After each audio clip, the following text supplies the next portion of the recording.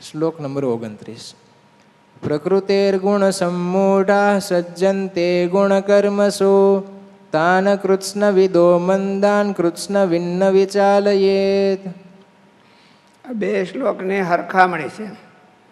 તત્વવિત્તુ મહાબાહો ગુણ કર્મ વિભાગયો ગુણા ગુણેશુ વર્તન્તે ઇતિ મત્વા ન સજ્જતે. આ શ્લોકમાં ભગવાને એવું કીધું કે ગુણ પ્રકૃતિર ગુણ સમૂઢા સજ્જન્તે ગુણ કર્મ. ઓલું ગુણ કર્મ વિભાગયો ન સજ્જન્તે. ગુણ અને કર્મનો વિભાગ કરી અને એમાં આસક્ત થતા નથી. જ્યારે આમાં ઓલામાં તત્વવિત્તુ મહાબાહો એમાં એવું કીધું. અને આમાં એવું કીધું કે અકૃષ્ણ વિદા મંદાન, મંદ બુદ્ધિવાળા છે, મંદ વિવેકવાળા છે. કોઈને બુદ્ધિ મંદ બુદ્ધિનો તો કહેવાય નહીં માણસને, પણ મંદ વિવેક છે અને વિવેક થોડોક ઓછો છે એટલે એને એવા શબ્દો વાપર્યા છે ભગવાને. પ્રકૃતેર ગુણ સમૂઢા. પ્રકૃતિના ત્રણેય ગુણો મનુષ્યને બાંધવાવાળા છે. સત્વગુણ સુખ અને જ્ઞાનની આસક્તિ વડે, રજોગુણ કર્મની આસક્તિ વડે અને તમોગુણ પ્રમાદ આળસ અને નિદ્રા વડે મનુષ્યને બાંધે છે.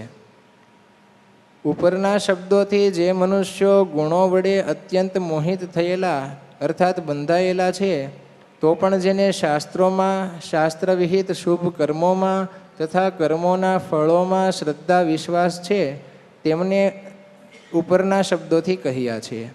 આગળ જેને સક્તાહ અવિદ્વાંસઃ કર્મસંગીનામ અજ્ઞાનામ શબ્દોથી જેને કહ્યા છે, તેને જ અહીં પ્રકૃતિર ગુણ સમૂઢા શબ્દથી કહ્યા છે. તાન કૃત્સ્ન વિદો મંદાન. એવા અજ્ઞાની મનુષ્યો શુભ કર્મો તો કરે છે, પુરુષાર્થ તો કરે છે, પરંતુ એવી વસ્તુ પદાર્થો ભાવો કે સંબંધો માટે કરે છે કે જે વાસ્તવિક અને કાયમી નથી, જે નાશ પામી જવાના સ્વભાવવાળા છે. તેમાં તેઓ મમતા પણ બાંધે છે. મહારાજે વચનામૃતમાં મધ્યના 11મા વચનામૃતમાં એવું કીધું છે કે પ્રવૃત્તિ તો બધા હરખા કરે છે. અજ્ઞાની જીવો હોતે પ્રવૃત્તિ કરે છે અને જ્ઞાનીઓ પણ ભગવાનને સમજીને પ્રવૃત્તિ કરતા હોય, એક હરખી જ કરતા હોય, તોય બધાનું ફળ જુદું જુદું થાય છે. આપણે ઘણી વખત વાત કરી છે. રાવણ, કુંભકર્ણ અને વિભીષણ ત્રણેય એક હારે તપ કરવા ગયા હતા. ત્રણેય એક હારે અને એક જ જંગલમાં, પાછા એક જ બ્રહ્માની ઉપર તપ કરતા. ત્રણે નોખા નોખા બેઠા છે, વાતો ન થાય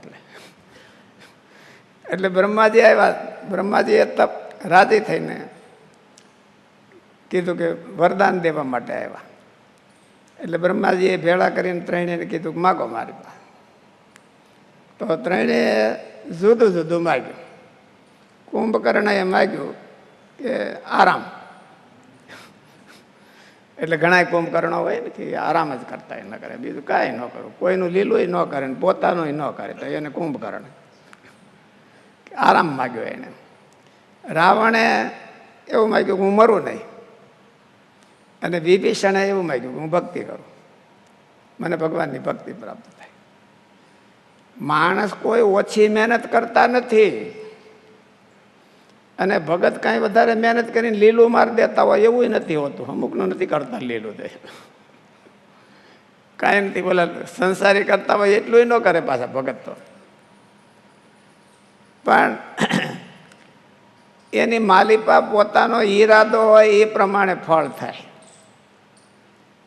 વિભીષણને એમ થયું કે મને ભગવાનની ભક્તિ પ્રાપ્ત થાય અને હું જન્મ મરણથી છોટું એટલે પૂરું થઈ જાય. એને ભગવાન એવું આપ્યું.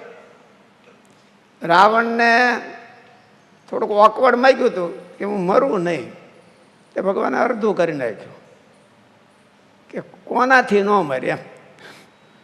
મરું નહીં એ વાત સાચી, પણ માણસોથી ન મરે એવું એને બોલાની બીક નથી, એટલે અડધું કરી નાખ્યું.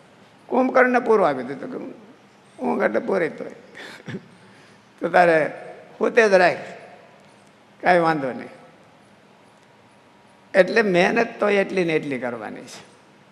મહેનતમાં કોઈ વધારે કરી દેવું એવું નથી.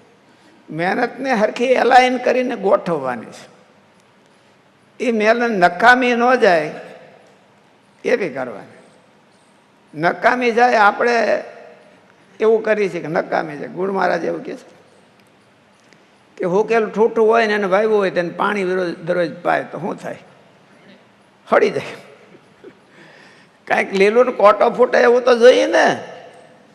આપણે પાણી પાઈએ છીએ ને કોટા ફૂટે એવું. એટલે કોટા ફૂટે એવું ક્યાંક પાણી પાવું. હાવ નકરું ફૂકા ઠૂઠાને પાણી પાયે જ રાખીએ તો એમાં કંઈ કોટો ફૂટે નહીં, ક્યારેય ફૂટે નહીં. અમુકનું હળવા મળે. તમે ક્યાં પાણી પાવશો એવું બહુ કહેવાય તો નહીં, પણ આ ધ્યાન રાખો. મબમ કીધું. ગુણાતીતાનંદ સ્વામીને કહો કે એમ કીધું કે સ્વામી અમને કહેજો. એટલે સ્વામી કે અમે કહીએ તો ખરા, પણ એમણે મોઢે મોઢ ન કહી તમે હુકા ટૂટાને પાણી પાવશો. કથા કહીએ એને. એક હતો રાજાની હુકા ઠૂટાને પાણી પાતો હતો અને એમાં કાંઈ નીકળ્યું નહીં એમ. એટલે તમારે વિચાર લેવાનું કે આપણે ક્યાં પાઈએ છીએ. કોઈને એમ સીધું કહેવાય પરોક્ષવાદો વેદો એમ બાલાના મનુશાસનમ. પરોક્ષપણે કથા કેવી, કોઈને સીધે સીધું ન કહેવું કે તમે આમ ઊંધું કરો છો. બહુ નજીક ના હોય તોય ન કહેવાય. કથામાં બેહો એમ કેવું. પછી કે કથામાં કોથળામાં પાંસેરી મારીને ઘા મારવો. એવા અજ્ઞાની મનુષ્યો શુભ કર્મો તો કરે છે, પુરુષાર્થ તો કરે છે, પરંતુ એવી વસ્તુ, પદાર્થો, ભાવો કે સંબંધો માટે કરે છે કે જે વાસ્તવિક અને કાયમી નથી, જે નાશ પામી જવાના સ્વભાવવાળા છે. એટલે વિભીષણ અને કુંભકર્ણ અને રાવણે ત્રણેય હરખી મહેનત કરી હતી. માગ્યું જુદું જુદું. મહેનતનું ફળ છે જુદું જુદું માગ્યું. ઓલે આમ માગ્યું, ઓલે આમ માગ્યું. અને ત્રણેયને જે પ્રમાણે માગે એ ભગવાન આપે. આપણે મનમાં ધાર્યું હોય કર્મની પાછળ તો આપે. આ કર્મ કર્યા વિના માગી તો ન આપે. ક્યારેક આપે ને ક્યારેક ન આપે. પણ કર્મ કરીને પાછો એનો ઈરાદો એવો રાખે તો ભગવાન એવું એને આપે છે. સારો ઈરાદો રાખ્યો હોય તો સારું આપી દે, મોડો ઈરાદો રાખ્યો હોય તો મોડો ઈરાદો આપી દે, ભગવાન આપી દે. તેમાં તેઓ મમતા પણ બાંધે છે અને તેવા જ અપ્રાપ્ત પદાર્થોની કામના કરે છે. આવી રીતે મમતા અને કામનાને કારણે તેઓની વિવેક શક્તિ લુપ્ત થયેલી છે. તેથી તેઓને સમૂઢાહ અને અકૃત્સ્ન વિદહ શબ્દથી કહ્યા છે. આપણે બહુ ઉતાવળમાં હોઈએ અને સભામાં આવીને વહી ગયા હોય, પછી આપણને કોઈક બહાર જઈને પૂછે કે ઓલા ફલાણા ભાઈને બેઠા હતા, ખબર નથી તો આગળ ગયા હતા. તો એટલે આપણું ધ્યાન ક્યાંક બીજે પરોવાયેલું હોય તો પડખે હોય તો ખબર ન પડે, આપણને ખબર ન પડે. એટલે આનું ધ્યાન જ ઓલામાં આ જગતના પદાર્થોમાં ભોગમાં પરોવાઈ ગયું છે. એટલે પોતે ક્રિયા કરે છે અને એનું સારું ફળ મળવાનું છે તો એને દેખાતું નથી કે એટલી ને એટલી મહેનત જો આમાં કરી દીધી હોય તો એ સીધો અક્ષરધામમાં જાય એવું. પણ એને દેખાતું નથી.